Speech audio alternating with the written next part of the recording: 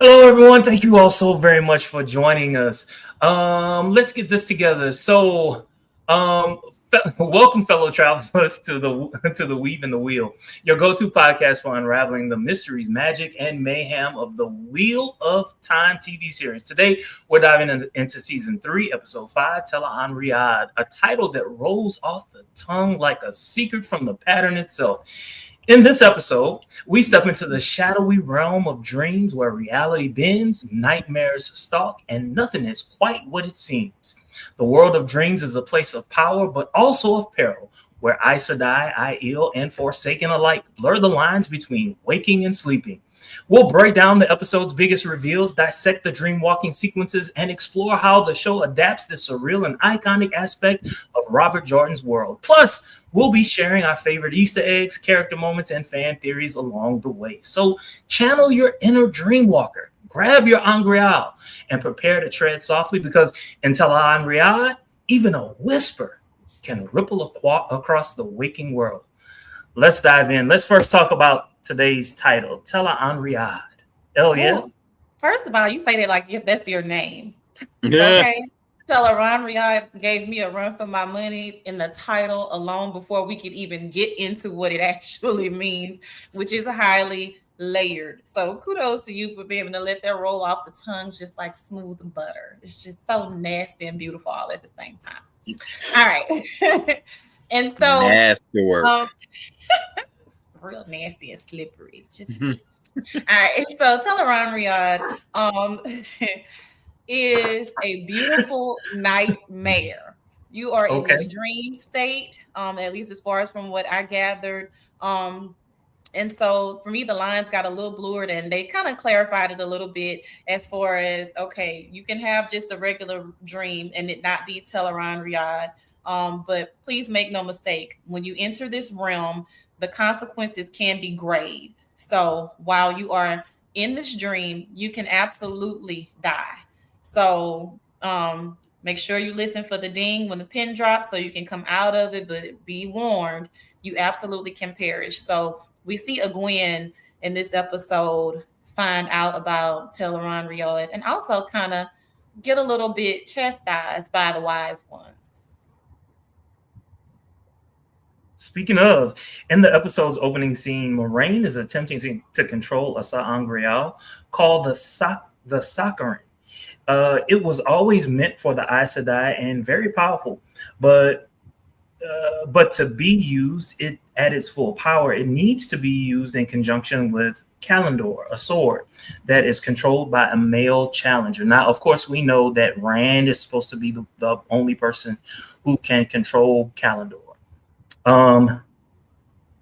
Last episode, Corey and Brittany believed Avienda liked Rand. In this episode, the wise ones tell her, Avienda, she must sleep with Rand every day to stay close to him. Later, one wise one tells Egwene her task of watching over Rand has ended. What are the implications of these moves? First of all, Avienda is not humble. Let me start there. She's not. She is not humble at all. She is not rolling with Rand. I'm sorry, I just dived out there. I'm sorry, but because throughout the episode, it's like I like Avienda, and at times I want to haze Avienda. Go sit down. Go sit down. You're not humble, but they got it. The wise ones got it. They took a sword. You're gonna learn to be a wise one. You're gonna mind us. Okay. And so since you got something slick by the mouth about to say, here's what you're gonna do, and it's not gonna be as fun as it sounds. You're gonna sleep with Rand, wake up with Rand, all things Rand. Okay. and so she was pissed. But to me, I feel like I was excited to kind of see them scold her in that way because she is so live and kind of used to carrying her swords around and doing whatever she wants to do. And you have a different calling now. So it was interesting to see them kind of little girl her. Like I was like, okay, you need a little bit of humbling. Don't get me wrong, I like Avienda. She's funny, she's witty, but it's like you don't know everything, baby. Go sit down. Go sit down. Corey? So, I was kind of excited because again, she's not one of my characters and I'm just like, oh, let me see what's going to happen with her next. Ooh, It's the attitude for me and I get tired of it. I get it. You don't think that he deserves the title. He's not worthy of the title. I get it. But what are you gonna do? Whip his ass? What? You know? I mean, so I mean, at this point, I kind of think she needs to be sat down in old people vernacular a little bit, and let her really learn what it is her path is going to be in order for it to really be a part of the story. And I think she probably has a major role to play at some point in time, because Rand is going to need people that are going to tell him the objective truth. And I could see that being her. I could see that being her, at a low point or whatever, when he really needs somebody that's just going to bust his balls and tell him, here's how it is, and not really worry about if it's the Aes Sedai or if it's Lanfear and her bull and game. He's going to need that voice here soon. So, Brittany? So I agree with both of y'all, Elia and Corey, what y'all said about her. But I want to talk about Egwene, since y'all were both talking about old girl. So for Egwene, I think old girl. So I don't know her name. So Egwene. Old girl, we understand though. I liked how Egwene had that. She had that dick look on her face when she was like, oh, so your story is gonna end now with Rand. You're not going back to him. She was like,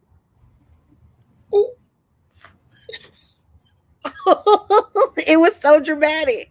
Foreshadowing. She didn't want to be disrespectful. So she was like, okay. And then they told her, now we're going to do the dream walking. Okay, that's what we're about to work on with you. So I like that part, how she was open to it and was like, all right, y'all. It's hard to give her structure other than just kind of running behind Rand. I mean, he's cute. All right, I get it. Fine. But still, she was just kind of like his lapdog a little bit in a way. Like she was just running behind him. And she has her own part to play. She's so powerful. So powerful. Yeah. Now she about to come into her own. And I like how the wise ones are helping her come into her own. And I think that's also a way of saying how you need to go to the older women to help you be a better woman yourself and become the person you need to be. Ooh, Lord, jeez. But you know who should kind of be doing this a little bit, though? You would think, but Moraine can't see. She's so concerned about everything Rand. She can't see shit besides what Rand is doing, right? She ain't worried about no other Aes Sedai besides Suwan, and that's it.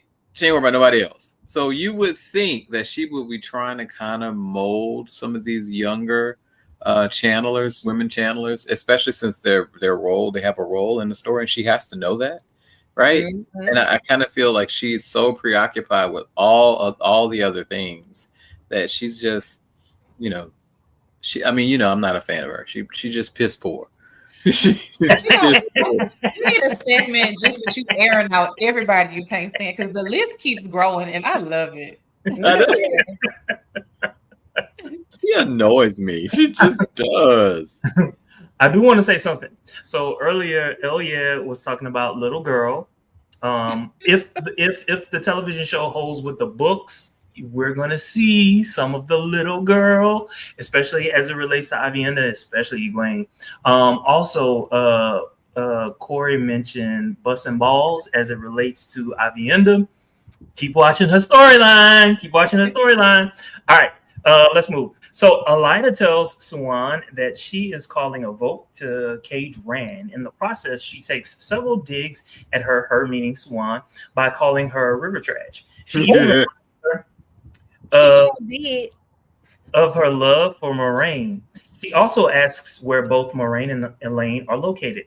What strategic advantage would she meaning Elida, have by being so forward with Suwan about her plans? I think she's trying to poke the bear. Right. And I think she's trying to get her to get off her game by saying things that are going to invoke some type of emotional response. But Mother is cool and calm and collected and sees exactly what she's doing. Okay. Elida is both structured and chaos. She is structured. She's both chaotic. What? Structured and chaotic.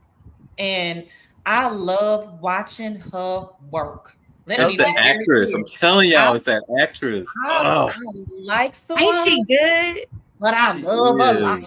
Alida was like, basically, where's your interior designer? Why do you look like official one? You got these royals coming in here, scratching up their feet on these nasty ass carpets and chairs. Ugh. Like, I think you was fresh when you was 9. You ain't never been. Never. She was like, this is the holiest of the holy, and this is how you live. Right. You are on hallowed ground, little Fisher girl. And look around like this, like grabbed her imaginary pearls and looked around. Yeah. But you know, Swan had a little comeback, like, okay, I can smell them roses before you even walk in the door, and not everybody wants to be smothered with that smell. It had nothing on how Alida ripped her a new one all the way from the beginning of the wheel to the end of the wheel. She had she did. But I think she's chaotic and structured. So still trying to figure her out a little bit, but I love watching her work. I love watching. I do too. She's one of those characters where, you know, even though if she's a villain or if she's kind of in the middle, I just kind of want to see it. I just want to see it. I want to see what chaos she's gonna bring down. I would love to ultimately see her be the one to really help Suan in the end of the story or in the middle part of the story, because I think she needs it. I feel that there's going to come a time where Suan's going to be disconnected from Moraine in a way, and I think that she's going to have to rely on Alida a little bit. And as we saw towards the end of the episode, she was a little bit surprised, but based on her, you know, what she tried to do, you know, she was surprised because she expected a different outcome, I think. So I'm curious to kind of see how the story is going to go. We'll see. Yeah, y'all are hitting on things and y'all don't even realize it. All right, so in the next scene, Suan meets with Varen and the Keeper, Leon, to discuss how to handle Alida's called vote. The 3 women devise a plot to expose Black Ajas, fearing Alida to be a Black Aja. Before we go any further, do we believe that Alida is a Black Aja? I don't think she is. Keep herself. Based on how the story ended this week, I do not think that she is. Okay. I don't think she's Black Aja. I think she wanted that Amaranth seat. She coming for Suwan's chair. And honestly, from what I've seen, I think she'd be better suited for the throne than Suwan. She is gonna do whatever she needs to do by any means necessary. Again, love watching her work. Maybe I'm a little bit biased because I've seen too much of Suwan's weakness in her leadership, but I'm not gonna lie, Alida got my vote right about now. Yeah, especially in this high stakes of a game, like what's going on right here. And the only thing that's really in favor of Suan is the fact that she and Moraine came up with this plan, right, in order to protect Rand and the others and to help them because they knew they needed his help and to sway him the right direction, right? Mm-hmm. And we saw that in this episode when she dreamwalked to talk to her and let her know everything that was going on. Say, hey, your job was to do X, Y, and Z, right? Reminding her of what her role actually was, right? Mm-hmm. I just think that ultimately something's going to have to happen to somebody in order to really push the story forward. Like I'm waiting for some either deaths or some severe changes in order to kind of move certain pieces of the story, because it can't keep going the way that it's going. What do you mean by that? Meaning, I think that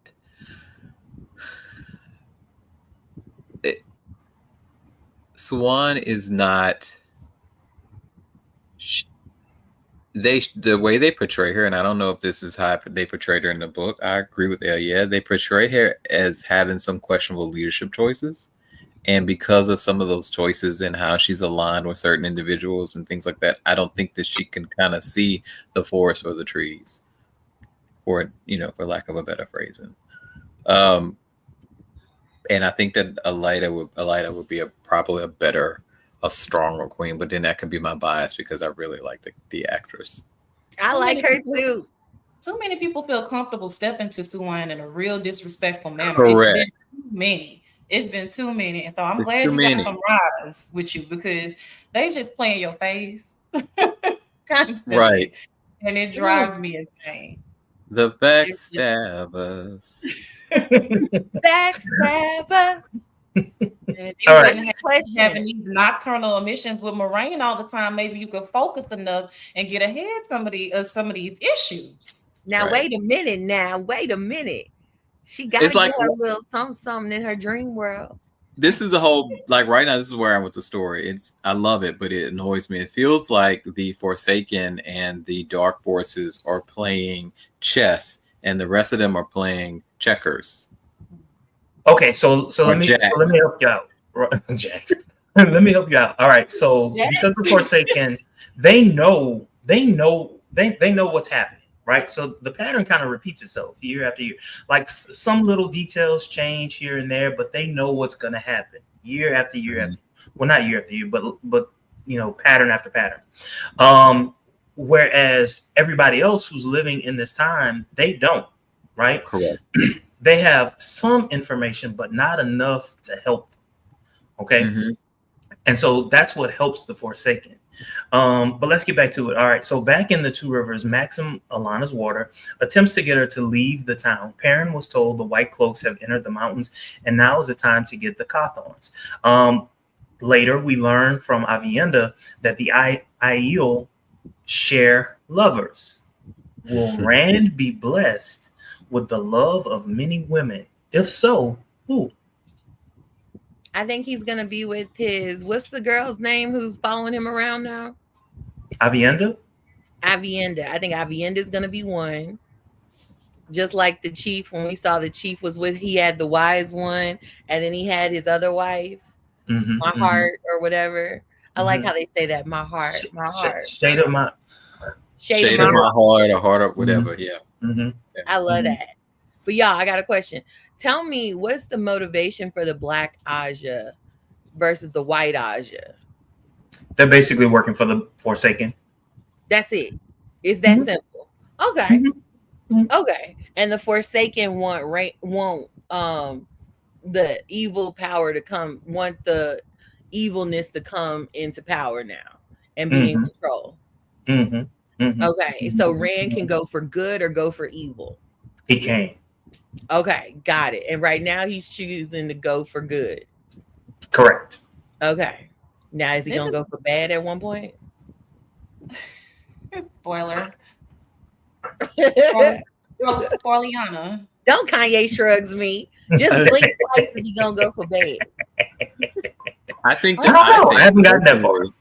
I think personally that he will flirt with a little bit of the dark, but I don't know if he's gonna go all the way dark. I think he's gonna have to lean into it a little bit because they're gonna play dirty and they're gonna play rough, and so he's gonna have to get down and dirty with them in order to beat them. I feel. I think it's unpopular opinion. The way that the daughter of the chief is fawning over Rand and just so fascinated with him, I wouldn't be surprised when she gets a little older if she ends up as one of Rand's wives because she is so smitten with Rand. It's so adorable. Rand, I grew the squash. Oh, are you the Karakan? And so you know how when you're younger you have crushes on someone older. So I wouldn't be surprised. And the way she's looking at it, I'm watching it again while we talking, and she's like. So, Paris? Oh, I'm sorry. I could be wrong, and maybe it's again unpopular opinion, but So, Karis Sadai says that I think Elaine is going to make Rand her consort. She told her mom she was going to make Andor a permanent alliance with the Dragon Reborn. Thoughts about that? Thoughts about Elaine? Well, she doesn't know about her father, or her stepfather. So I don't know if you can really count on that happening. I think that Gabriel would probably, I don't know if that would really be able to happen. It'd be kind of interesting though. I don't know. Okay. All right. All right. So Egwene enters the dream state and Talan Riyadh. Describe what happened in the dream world. What happens when when she enters? The Who does she see? tongue. Who does she see? Oh, girl.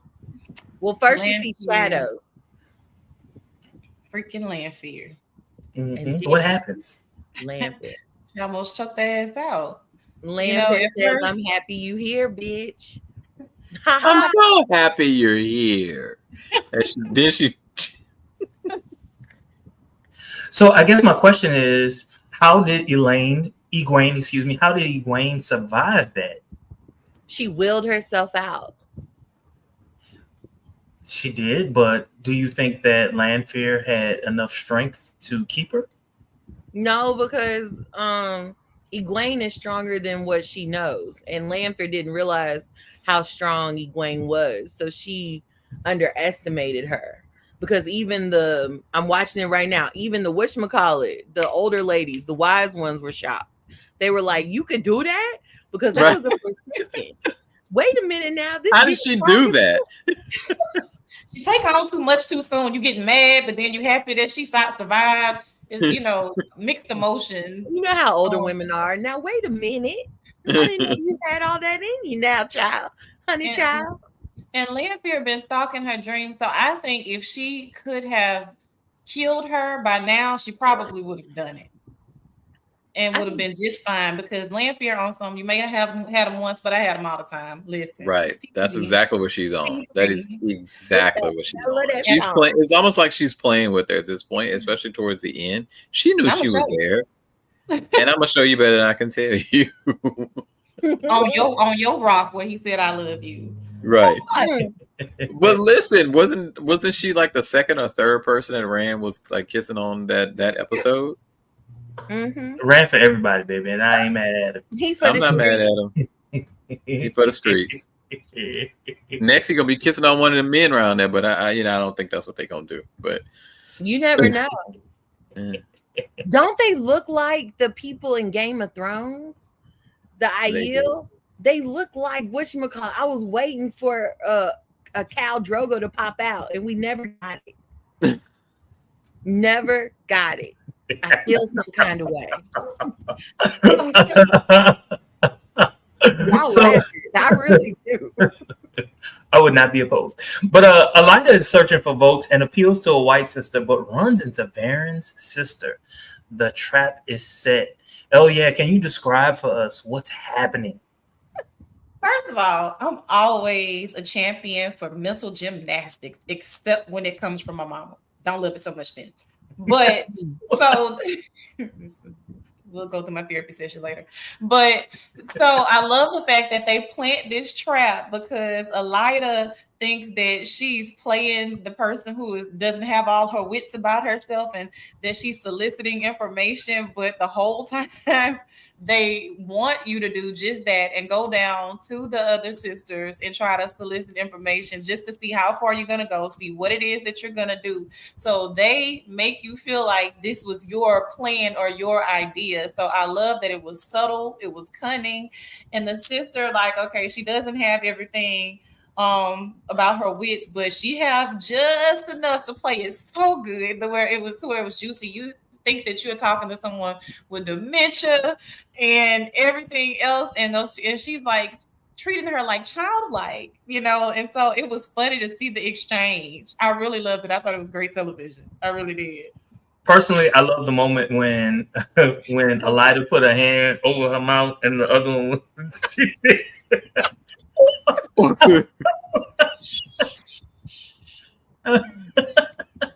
I love it. I love it. I love it. I love it. Corey, your thoughts? So, I had to watch that that 5 to 7 minutes, where I had to watch it a couple times, because I kind of missed a little bit where they were letting us know that the sister was in on it, right? And so I was like, wait, what's going on? So I had to kind of rewatch it, because it was just that quick when they were setting it up. But it's one of the best parts of that whole scene. I hope she kind of recovers, because I'm just curious to see how much of a asset she will be. You mean Varen's sister? Yeah, Varen's sister. I hope she fully recovers. Brittany, your thoughts? Oh, I'm sorry. Oh, I'm sorry. I was about to say the fact that they sent her in there with that little novice was perfect because Elida was not going to pass up a chance to put her boot in a bitch ass. She wasn't. Put on her neck. I will birch you. Or I'll whip you with something, with some horse you said a birch or something. My birch. I will hit you with my birch. What you gonna do? Okay, bitch, be gone. I was like, why do I like this? This is something wrong. Oh my god! So, I laughed when she told her that. I cackled a little bit. I ain't gonna lie. She has one of those voices that's up there with James Earl Jones, Liam Neeson. Like she has the voice. The voice is everything for me. It's undeniable. Like I love her voice. It's the perfect raspy versus femininity mixed together. Yes. I love it. It's like she's chain smoking all the time. Yes. All the time. It's like boss bitch meets bad bitch and sexy all in one, and then you're a little bit terrified. Like it's just it's so good. Can we skip to the boat? Oh, that's what's next. While on the ship with the sea folk, Elaine, Nynaeve, and Matt realize the sea folk women can channel. Nynaeve also learns that her constant desire to control things is what's blocking her from accessing her powers. What are your thoughts about that? Okay, I'm gonna go. So let me tell you, I was so shocked when I saw that the river people? Sea folk, that the sea folk could actually channel. And I thought it was a good scene because it showed Nynaeve being vulnerable because she's always such a strong, powerful character that she's not able to handle the sea. And when you think about the sea, you think about constant motion, constant energy. You got to go with the flow. And Nynaeve is not the type to do that at all.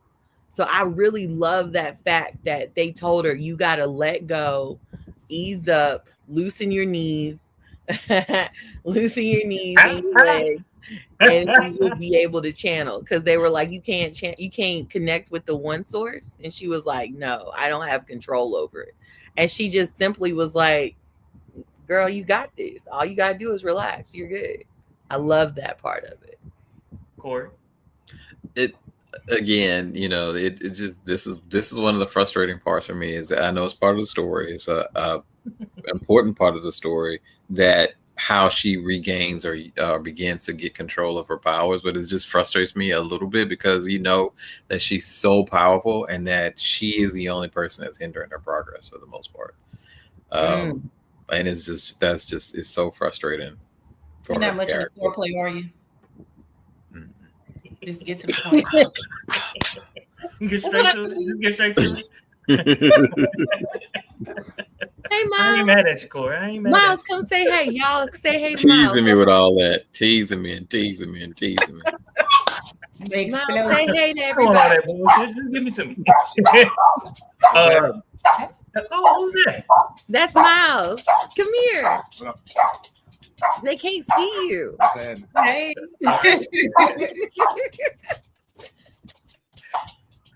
All right, did everyone go? Oh, I'm sorry. We didn't hear from you either. Who, me? Yes, on the go. We want to hear from you too. I always got something to say, but we want to hear from you about this. No. So it for the most part, it happened the way that it happened in the book. Except for the fact that Matt and Min were not in the book. Matt and Min are in other places. So it was really just Egwene and Nynaeve that are on the boat trying to get to where they're trying to get. But other than that, like the scene pretty much happens the same way that it happens in the book. So that was pretty good. It was pretty good. Is anyone else waiting to see what the connection is or how the story's going to turn as it involves Matt? Because I've been waiting for something involving Matt to happen, like this vision that Min is having of him being hanged or whatever, and with the significance of it in the story. I've been waiting to figure out where this is going to go. That's one of the pieces of the story I'm really excited about seeing. Because, for the longest time, we've been kind of waiting to see what's Matt's role going to be? Because this is different than the book, right? And so what's Matt's role going to be in this turning of the wheel? So I'm curious to see how this is going to kind of come into that. I don't think that his role is going to be all that different. What I do believe is that they wanted to kind of, all right. So if you think about it, at least in my mind, when I think about Rand on this particular show, even though Rand is the main character, they're not playing him as the main character. Especially like in season 1 and in season 2, it was almost as if Moraine was the main character, right? At least in my mind. I agree. And so what I think they wanted to do was they wanted to set Rand apart, and make that story much more important than what it had been on the TV show. In the books, Matt has a important, like he learns something very, very important on that trip that they went on when they went through when they went to the Iowa Waste, but he didn't get to experience that, and so as a result, Corey, you're left with wondering what the hell is happening with Matt. Right. So Kara says, "You and me both, Corey." Can we talk? Because he's the only one of them that doesn't have an arc that's building. Like, we know something is going on with him because of his good word usage. Yeah, like we know something is going on with him, but we don't quite know what it is, right? Or where it fits. With every other character, we can kind of see, what we're looking for or what we're anticipating happening. With Matt, we're just kind of like, he's like a missing piece that we're trying to figure out where it fits at. Right. Right. He's the brother, the annoying brother. Like, every time I see him, I'm like, he is the annoying brother that gets on your nerves, but you love him. You be trying so hard to get laid. So hard. Yeah, you do. Me too. Just real quick, just the beauty of that channeling out on that water and it not being low budget looking, and just the power. Like, when I tell you I was in awe, I watched that scene. It was quite beautiful. a few times because it was so beautiful. And you guys kind of talked about it already with Nynaeve, and the figurative language used there to kind of put her at ease, like, hey, loosen your knees, chill out a little bit, relax. Channeling is like the ocean. It shouldn't be controlled. Do what you do. And it's like being a woman. There's many ways to do it. And so I'm like, how perfect during Women's History Month that we drop this episode. And we go there in the language. I love it. I appreciated that. I was like, oh my God, this just does not look like the Mayfair. Witches. I like Mayfair with the special effects. Like, it was so freaking good. Like a Tubi movie. I do like how they use magic in this show. Yeah. It's different, but it's also it's cool. It's not overkill with it, but it's grounded in some sort of reality, so to speak. I really like it. I do. It's like Captain Planet, and I'm showing my age a bit here. Wind, wire, water, fire, heart. They're using what's natural to manipulate. So I think it's just so beautiful. Like, okay, but anyway, I'll let that go. And so I like how they were like, "Bitch, you better not say shit about me being able to channel because I'll whoop your fucking ass." I was supposed to below that one over there, C6 still. Yeah, I was supposed to stay down below. But y'all up here watching stuff. Because I don't want the tower to know that this is going on. So, you mentioned Women's History Month. Kara says, let's take a moment and recognize how many powerful women are in this story. Yes. That is by design. Yes. All right. You said, what'd you say? I said innumerable women in this story. Yes. So Lord Bornholt tries to get Matt's family to take to talk about Perrin, but one of the kids used their power on him, so he had Matt's mother killed by Valda, the White Cloak. Perrin and his group attempt to rescue them. Alana and Maxim argue over her involvement. Alana explains she needs an army from the same village as Rand, Nynaeve, and Matt. She releases her bond with Maxim after he vows to kill Leandrin. How did you all feel about that particular moment, especially knowing what happened in the last episode? I'm watching it right now, and it's really powerful with the trees in the background, with it dark, with her little shoulder pad outfit on she just made. It is just very like bold and very dramatic. It's very dramatic right now. I kind of feel for Maxim in this part, because he's like, I don't understand why why aren't we going after Liandrin? Why aren't we doing this when our piece, our other half of our heart or whatever was killed? Why are we even here in Two Rivers, right? We should be doing X, Y, and Z. And the lack of explanation by Alana is kind of, up to this point, has really been causing issues in their relationship. And finally we get, the breakup.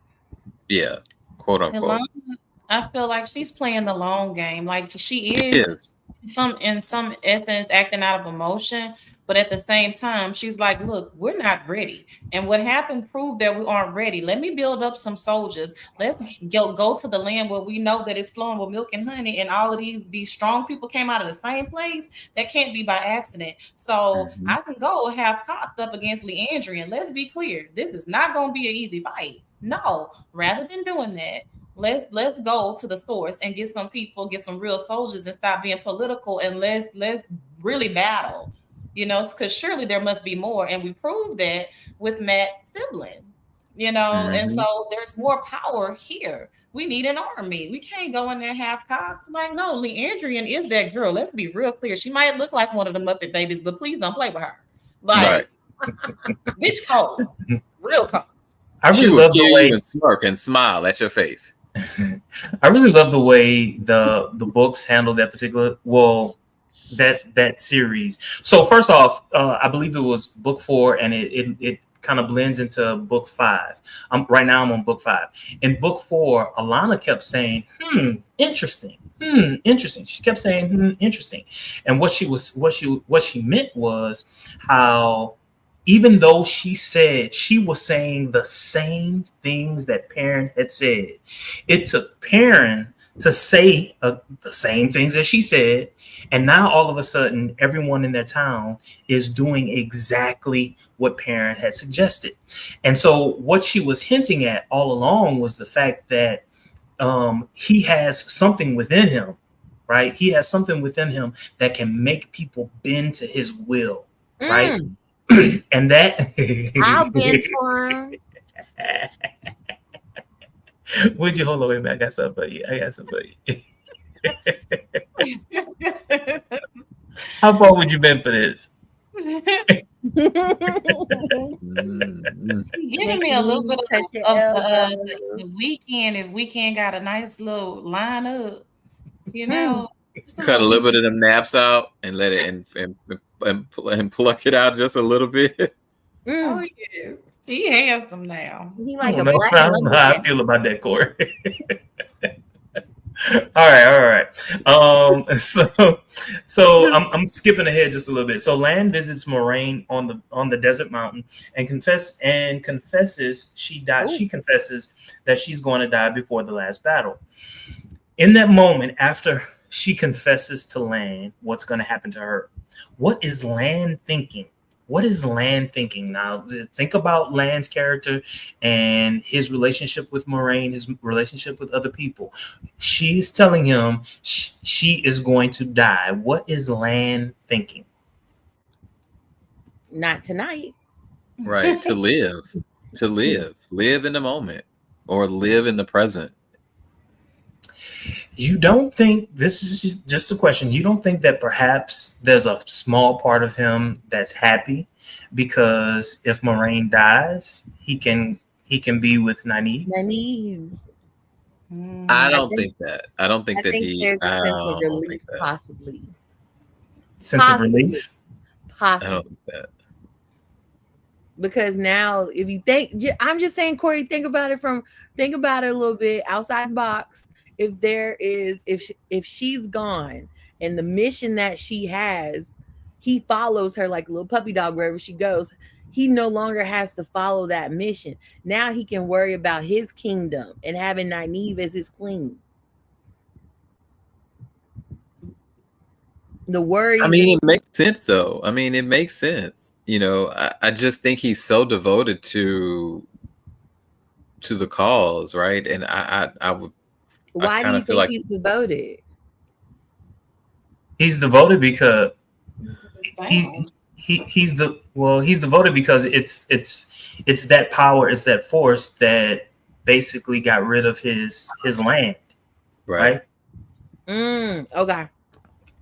Yeah. Mm-hmm. Like he's for the cause. So I think that ultimately he wants to see justice done. He wants to see things righted. He wants to see all of that happen, and he will give up. I think he would give up Nynaeve for that. I think he would, because if he's willing to give up his kingdom or the rights to his kingdom or his kingdom didn't exist. He was a baby when his kingdom was overrun.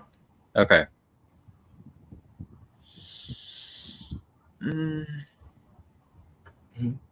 Oh well, let's move. So earlier, Corey, you were talking about Matt and Matt's storyline. So Matt finds an image of his death that Min drew. We know that Matt is lucky, uncannily lucky. How long will his luck last? I think it's going to last for as long as it needs to. I think he's going to luck his way into his purpose, into his destiny, and he's going to luck his way through it. And Matt may be the final one next. Besides, we know Moraine going to be there. Rand might be crazy. He might be the last one left. Matt might be the last one left. So I'm not saying you're wrong. But just remember that horn blowers, I forget what it's called, but people who blow the horn of Valir, they end up dying. Oh no, right. They do. He blew the horn. He's in one, right? He blew a big horn too.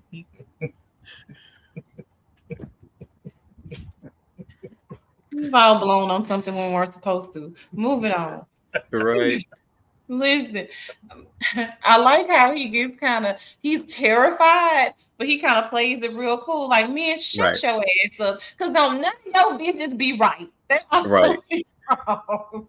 And so, I don't know. I think we may see Matt continue to have that serendipity and be around quite a while, but he didn't have to do men like that. Like, he had to do men like that. Min was just trying. Although, she can kick rocks too because she betrayed him. But I mean, hey, it is what it is. Oh, so this is a question, I guess, about friendships. Outside of the show. Have you ever, you knew that you were about to betray a friend, but at the last minute you decided not to betray them? It was just that you were caught between a rock and a hard place, but eventually, you did the right thing, but the friend didn't understand it and was mad at you still? No, she don't know to this day. Oh. Let me tell you what I did. What you got? Okay, y'all. I'm not gonna tell y'all where I was at because she might watch this one day and see, we not that close like we used to be close. But basically, her ex-man was trying to talk to me, and I didn't know that at the time. But then he started talking about this crazy chick he was talking to, that he used to talk to, and all these issues he had with her. And then I remember her telling me a story about all the crazy stuff she used to do to this one dude. And then I started putting 2 to 2 together. And I said, hey, what's her name? And then he told me, and I was like, fuck me, because it's not a common name. It's not a common name at all. And I was like, oh, this is her ex-man that she's still obsessed with. And I just told him, I'm sorry, I can't talk to you. I told him, give me a day to think about it. And then I stopped talking to him. They're gonna give me a day to think about it. Yeah. I don't feel like you betrayed. I almost did. He was sexy, y'all. But you started, you didn't know from the beginning. That's different. No, I didn't know from the beginning. That's not the same. But then when I found out, I still talked to him. Then I said, give me a day. That's where I was wrong. I'm trying to throw you a rope. No, I gotta be. Give me a day to think about it. Ooh. Boy, I lived a life, y'all. Corey, you quiet, Corey. What's up? What's up? I'm quiet. I don't have a story that matches this because my friendships are weird. Like a lot of my friendships are weird, and we don't get to that point of betrayal. Talking about exes. Oh, yeah, betrayal and stuff like that. Because we just, a lot of my friendships we've lost touch, or we, just life happens, and we're past that. We were past that at many years ago, and so I don't, and then I was in the house kid for the, for majority of my high school time, and I didn't really come out until I was really in college, and by that time, we were all doing the same thing, so it wasn't no need to try to. Y'all, I was a hoe. I knew, and I still did.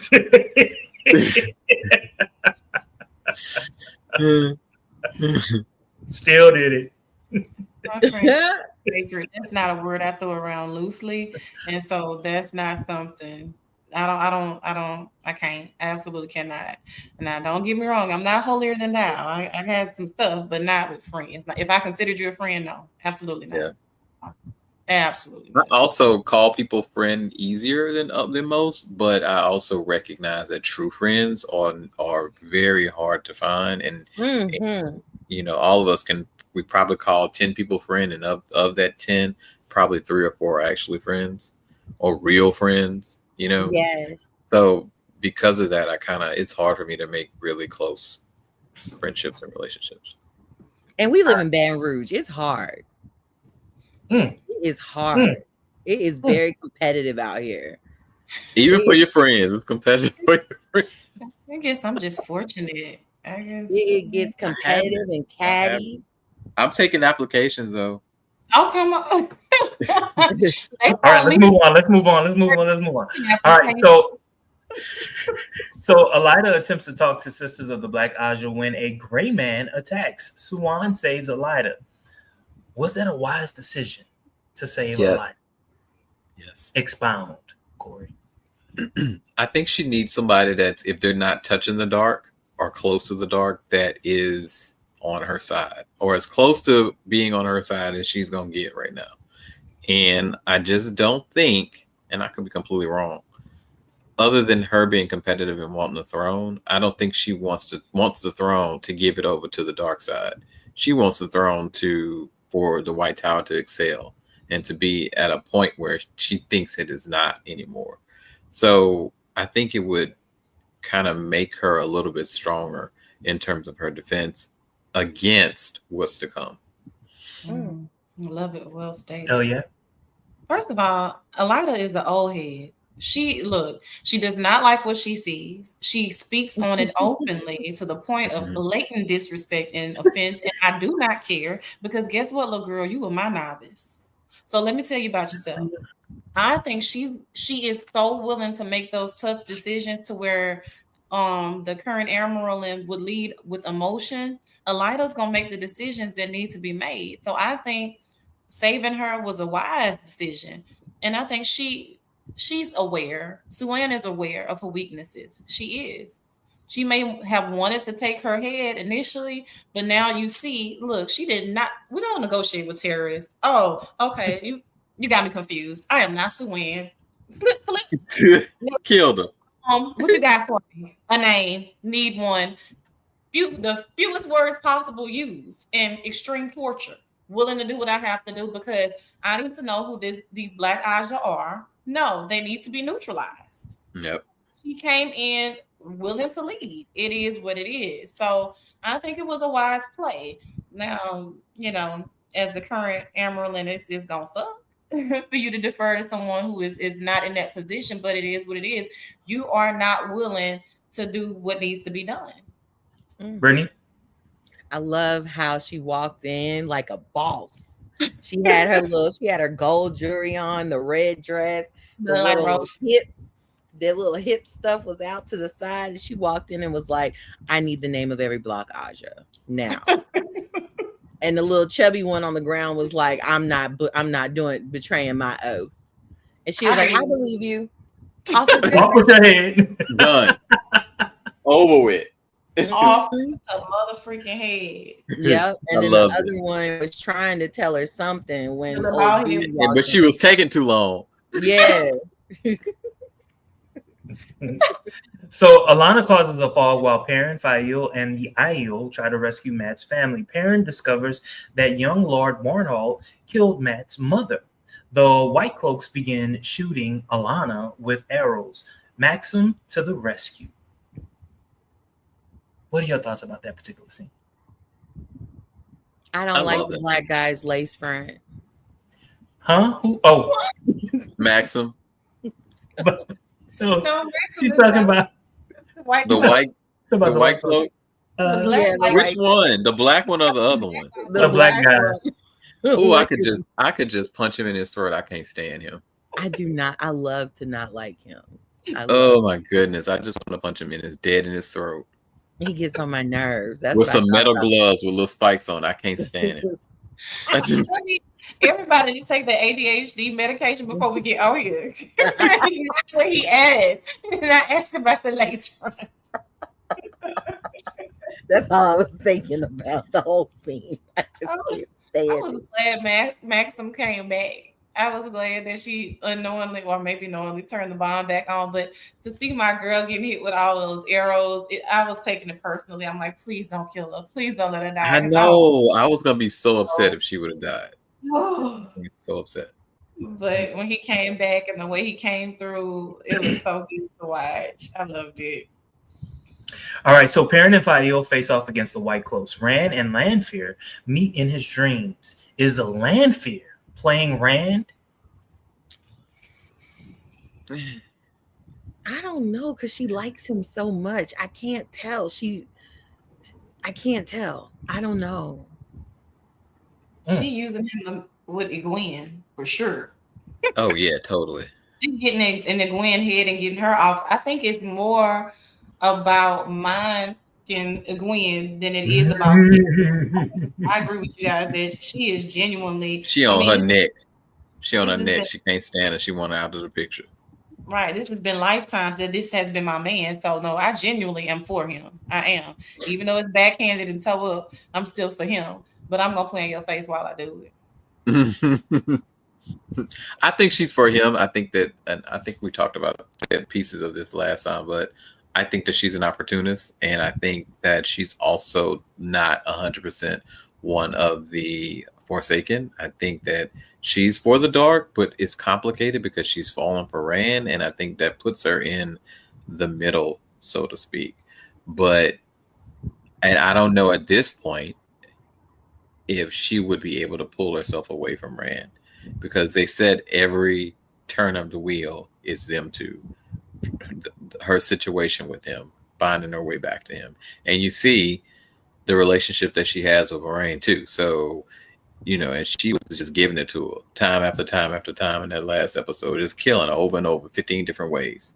So they butting heads, and Rand is also part of that as well. So it has to be something a little bit more than just, her being in the middle and playing both sides, light and dark. All right. So Moraine asks Egwene to help her deliver a message through dreams to Siuan. She shares with her that the White Tower must bend the knee to Rand. Is Moraine pushing Siuan away because of the knowledge of her death, or because of past transgressions from last season?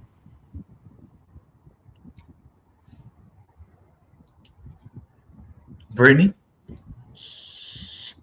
I think it's a little bit of both. Their relationship is so complicated and there's so much history there that to know that she's not going to be able to be with her in most likely in this life, that she got to start pushing her away. And I think this was her way of saying goodbye, because she don't know if she kind gonna of see felt her. that too. Yeah. Hell yeah. Agreed. I think she definitely wanted to just kind of give her last goodbye, but at the same time, let me put you on game. I don't know what you're planning, but this is what's gonna have to happen. Mm-hmm. You know, and this is not a poor part of the wheel that we're gonna be together right now. I'll see you next lifetime, like Erica Badu, but a final warning: bend the knee, bend the knee. If not, we ain't gonna make it. We ain't gonna make it if we don't. That line, though, that line that she told her, that was my favorite line this episode. Where she's talking about, I will wait for you in this life or the next or whatever, something she was saying. That was the best line this whole episode. It was beautiful. Gives me chills. It was beautiful. Yeah. For you. Yes. That was it right there. That was it. Now, last scene. We got like 5 minutes left. Meanwhile, while all of this is happening, Egwene sees possible futures for her friends. Then she sees land fear with Rand. Hey, what's happening? Talk about a culmination. Correct. Correct. But can we talk about for a minute all the possible futures that she saw, though? Like the happiness and the things that she did see that was... now, I had questions about. I did, because I wasn't sure, was she seeing the future or was she seeing the dreams? Was she seeing their dreams or was she seeing the future? Either way. No. Either way. No.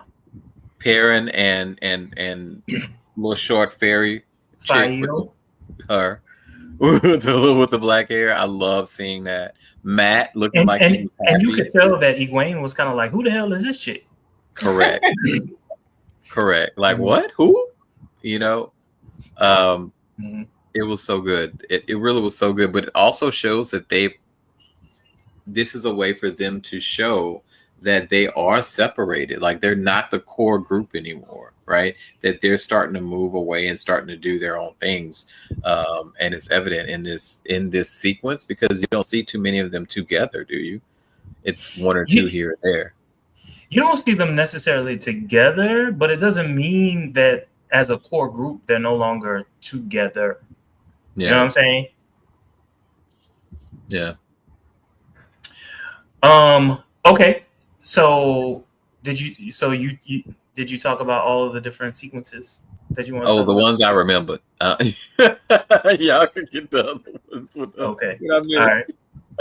So Egwene sees she sees Rand kissing Lanfear. Oh yeah, Lanfear. Yeah, that one obviously. Yeah. Okay. So what were your thoughts about that? Oh, she did that on purpose. I mean, that was a shock to her, because she did not know the state of their relationship or the fact that there was something that was going on, and she was surprised by that. Because she thought that was, up until a couple nights ago, they were, on one accord, quote unquote, and she's seeing this, I channeled both them bitches off that rock over the cliff. Okay. Until Iran Riyadh is real. I'm about to show you. Okay. I'm gonna end all this right now. I mean it all right now. This ain't Sade Love.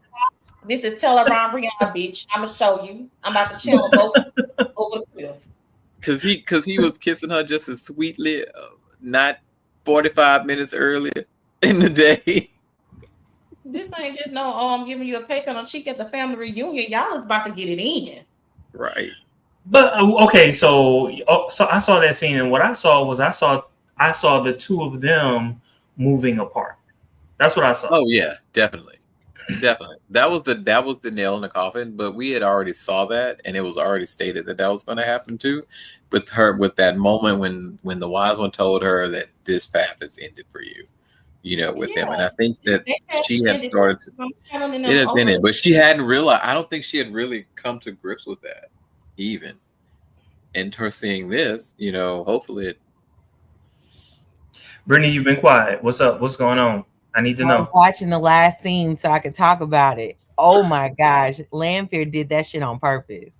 The way Lanfear put that hand up, We know that. and slowly took his jacket off and looked at her, and the look in Egwene's eyes of horror. Look at her like, bitch, I got him. Got him. Look at her horror. Look at the horror in her face. This is that moment when she put her hand on her stomach. She was like, oh. Like, what? Reliving all the moments Lanfear messed over her. She handled herself well because all that power of Gwen sitting on. Okay. I would have pushed them off the cliff. But I think it was a dream. I don't know if it was their futures, but I think it was all because Hopper was in the dream with Perrin. And Hopper's dead. So, and then the mom, Matt's mom, is dead too, right, y'all? They killed. So that was the thing. That was what like threw me for a loop. It was like, is this Matt thinking about his future? Yeah. Not knowing that his mom is dead? Yeah. Or you know what I'm saying? Like that's what I was thinking. Confused. I was thinking that it was him dreaming about his future life. And she was stepping foot in their dreams. And she just so happened to eardrip, as the old people say, on Rand, and to see, let me wonder what Rand dream about. And well, you see what's going on in Rand dream, right? And we know that Lanfear was actually in the dream with Rand. She's just thinking he's dreaming about him, probably. But Lanfear is actually present. Lanfear, the Forsaken. So the one thing that they know about Lanfear is that Lanfear's strongest power, strongest gift is right. They did say the dream world. They did say that. They did say that. And now that's what's more shocking. I guess to her, that's more shocking then. And also, would it seem like that's a betrayal to everything, right? Mm-hmm. Everything. Like, can she even trust Rand? Right. You know what I'm saying? So I just connected that. Like that to her, that has to be a betrayal. Mm-hmm. It is. That's why she grabbed her stomach like that. It hurt her in the pits of her core. More so the fact that was, her little boo thing at one point. It was like, wait a minute. We are all risking our lives for you. And now you out here doing fuck shit with Lanfear. So what y'all think is going to happen next episode?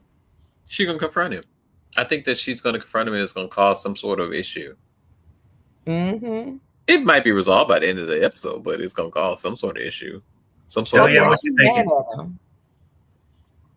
I think it's going to be just the push that she needs to be done with Rand and pursue her own path. Yeah. Right. She needed to see it. God had to slap her in the face with it. And then we'll see her really progress in her power.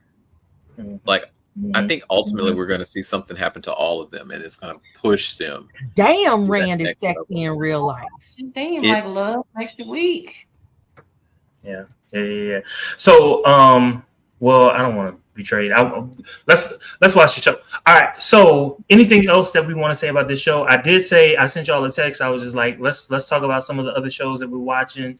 Not necessarily because we want to cover it, but like, hey, there are other stuff. There are other things that we're watching. Okay, one thing. Moraine's lace front, everything. I'm gonna just say that. Stop, Elia. I'm serious. Now that I see her in real life, every time you say lace front, take a drink. We're gonna be drunk. Slurring our words. So, are you basically saying that you didn't know that was not her? That I thought it was just some clip-ins. Like, you know how white people will put clip-ins in. I thought it was just clip-ins. It's not clip-ins. That's a whole lace front. Now that I looked at it again and like really looked at it, it is nice. It is nice. She don't have no baby hairs or nothing. It is just it is nice. Elia, don't be embarrassed by me. Because right now I'm looking at the after show. Perrin is sexy as he got a whole line and everything. Y'all need to watch the after show. I've been watching after show. It gives me good insights of things that I missed during the show. Perrin is that's daddy. That's daddy right there. And the bob is everything for me that Moraine got. It's cute. She got a little asymmetrical bob like she date black men. I like watching other than Moraine's lace fronts. Okay, what TV shows I'm watching? Yeah. I'm watching Greenleaf over again because Greenleaf is so good. Oh my gosh. Okay. All right. It is so good. And I'm watching Happy Face Killer. That's really good. Y'all need to watch Happy Face Killer. It's good. It's about this girl whose dad ended up being a serial killer, and she found out randomly one night when her mom told her, your dad just got arrested. And they're like, for what? Murder. It was good. It's good. Y'all gotta watch it. And Surface, Happy Killer. Surface is on Apple TV. Happy Killer is on Amazon Prime. Surface is about this British black girl who fell off a ship, and her husband found her. She lost all her memories, and then everybody's telling her what memories are really true. No, what she should believe and shouldn't believe. And she gets her memories back in like unconventional ways. I don't want to tell it. It's really good. It's a really good show. Oh yeah, what are you watching? All right, so one of the things that I'm currently watching and enjoying that's still going out on Thursdays is House of David. When I tell you, acting is amazing. The biblical accuracy is there because I have a fact checking. You know, I am Googling down. And the people are beautiful. The battle scenes are great. Like, I have nothing negative to say about this show. It is good. Like, really watch it. So I'm enjoying House of David a lot right now on Prime. Guilty Pleasure, Tyler Perry's Beauty in Black. I just started watching that yesterday. You just started? I didn't know that shit. I didn't know it existed. I ain't gonna lie, a lot of the times I'm hitting that plus 30, plus 15 to skip through some of the parts where they just overplaying the scenes, because that is one of the things that just drives me insane about him and his writing or his writers. But overall, it's just enough to keep my attention to where I'm looking for season 2. Like, okay, I will watch it. We spoke about it in the past, you and I, Jermaine. Wicked City. I told you it got a little grit to it. It got a little cheese to it, but it's good. It's good. He's giving me a baffled face, but we talked about it. What's it come on? Wicked City. It's on All Black. But sometimes you get it on Prime. It was surprisingly extraordinary, you know, for what I thought was going to happen versus what I received from the show. And can I just say their use of powers is also really good too. And for sure, they had the budget of that show to do better than Mayfair did with their powers and stuff. That's a shame. You know, the writing was good. The writing was good. You could tell it was wrote by us. Yes, it was, but it was believable. It was believable. And so, yes, Wicked City, don't sleep on it. Amazing show. So House of David, Wicked City, Beauty in Black, and Scamanda. So that was like Amanda, but Scamanda. And so there was more of like a documentary type thing where this woman faked cancer and was used in the church and like fake cancer so many times. It was horrible, but also very entertaining. Were the people shocked every time she lived? Yeah, like at her. Now she's pregnant. Now she's doing this. Now she's doing that. Yeah, it was insane, but it was good, messy television. So, Corey, I love it. I am watching. I'm all over the place right now. So I just finished Paradise, which is really good. It's so good. It is so good. It is so good. I just finished. Hulu. It's good. Yes, it's on Hulu. It is really good. The brother that is starring in it, he also wrote or is executive producer of it. It's fantastic. The Residence was also fun. It was. It's a Shonda Rhimes show. It was good. It was good. I'm also watching The Pit right now on What's that HBO about? Max. It's kind of like an ER The type ER show one. with Noah Wiley. It's good. I love those kind of shows. Yeah, it's really good. It's really good. Okay, I'll check that out. I'm watching Strange New Worlds, Star Trek Strange New Worlds. I am in love with this show. I can't wait for the third season. You want to cover it? You and me, Corey? Oh, he giving me that. Oh, that seemed like work. Oh no. I like that. Do you watch it? Religiously. Oh, It come on Amazon Prime? No, Paramount Plus. Paramount Plus? Okay. That means it's gonna have commercials. No. You want to? I'm gonna send you my login. I don't have ads on mine. Oh, okay. No, we don't do that. It's so good. Okay. I was surprised because I hadn't watched a Star Trek show since the Black Enterprise. Girl one. I haven't watched one since Enterprise. Oh wow. Oh, that's back in the day. I was in college. Yeah. Well, just out of college. Right. It's been a minute. And I just kind of picked, I watched Lower Decks a little bit and I kind of enjoyed that, the animated one. And I'm also watching Sweet Magnolias if you want something that's like Hallmark TV and it's real like Hallmark. Apple Pie, Hometown America, There's No Real Problem. Oh, Jermaine face for me. You don't like Hallmark shows? I love a Hallmark show. It's like it's very like that. Like there's no real problems in the show. Like, it's all everything. He don't even want you to talk about it. Look at him. He don't want you to talk. Springtime. No, it's not that bad. It's not that bad. I use that shows like that as like a palate cleanser, right? Because I watch a lot of fantasy and stuff like that. So a ginger show. Just oh, and another one I'm watching is called Fallen. It's on Prime. Okay. Wait, which one's Fallen about?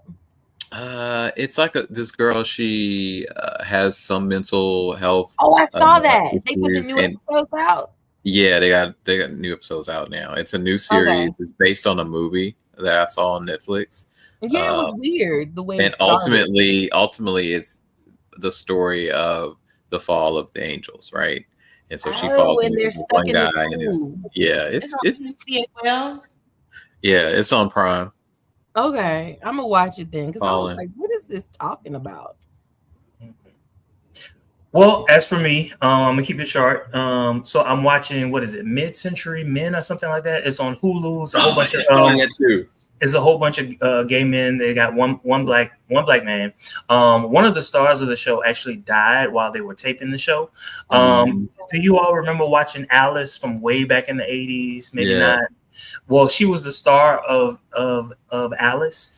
She died in it, and the way in which they honored her in that in the shows, as the season was wonderful. That very first episode had you thinking about the Golden Girls. Like everything about it had you thinking about the Golden Girls, and then they did a pivot, and it was a good pivot because it made you want to continue to watch. Just the fact that they were referencing the Golden Girls, I was like, okay, I want to see what you're gonna do after this. And then a guilty pleasure of mine is Beyond the Gates. Black soap opera. Yeah, but it's a show because it's a soap opera.